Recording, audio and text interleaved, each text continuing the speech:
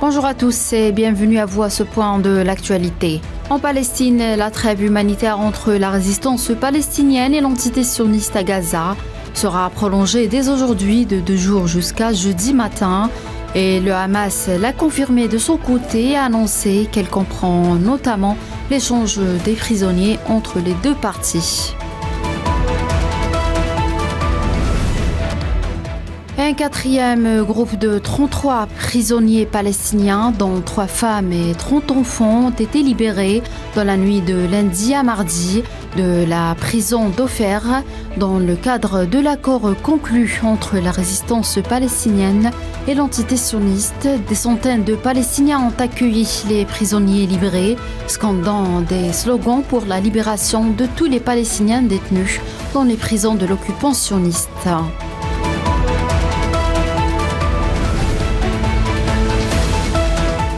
En Iran, le porte-parole du ministère des Affaires étrangères, Nasser Kanani, a appelé lundi à pérenniser la trêve dans la bande de Gaza pour faire en sorte que les crimes de l'entité sioniste s'arrêtent complètement.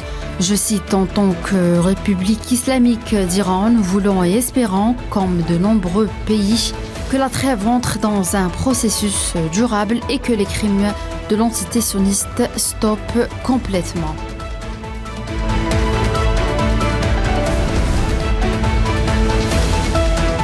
En Algérie, le ministre des Affaires étrangères Ahmed Attaf a reçu lundi le représentant spécial du secrétaire général des Nations Unies pour la Libye, Abdoulaye Batili, dans le cadre de la coordination et la concertation sur les développements en Libye.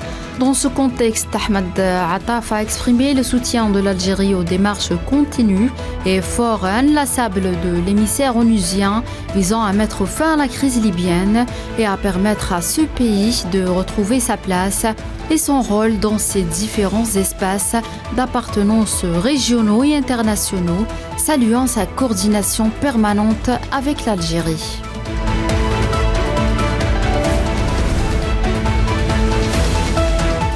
Batili a par ailleurs salué la position de l'Algérie en faveur des efforts internationaux visant à parvenir à un règlement définitif en Libye, qu'il a qualifié de sans précédent.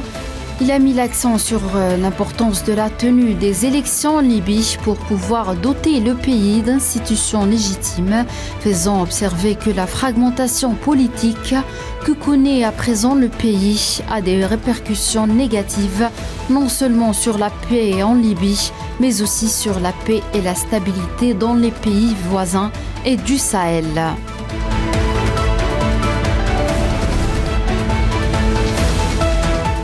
Et la délégation du Comité national algérien de solidarité avec le peuple sahraoui, conduite par son président Saïd Ayachi, sera présente aux côtés des comités de soutien et mouvements de solidarité avec la lutte du peuple sahraoui à travers le monde. Cette rencontre sera l'occasion pour les participants d'aborder les derniers développements concernant le conflit et de faire l'évaluation de la concrétisation des objectifs fixés par la 46e ECOCO, a-t-on expliqué de même source.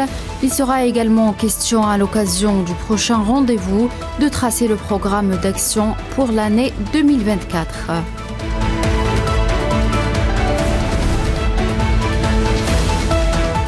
Et le Soudan a annoncé hier la tenue prochainement d'un sommet de l'Organisation intergouvernementale pour le développement de l'Afrique de l'Est à Djibouti afin d'élaborer une feuille de route claire pour mettre fin à la crise soudanaise.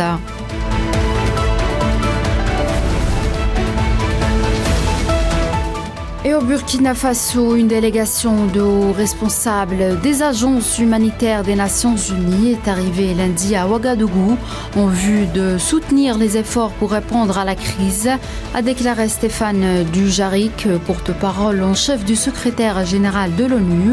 Je cite: l'objectif de la visite de la délégation onusienne est de permettre au comité permanent interorganisation d'attirer l'attention sur la crise et de soutenir les initiatives promouvant les solutions durables aux communautés touchées.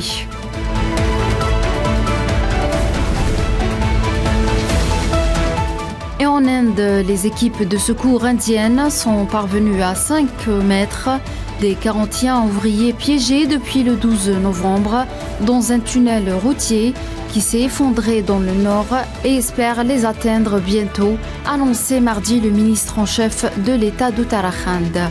C'est la fin de ce point de l'actualité. Merci de l'avoir suivi.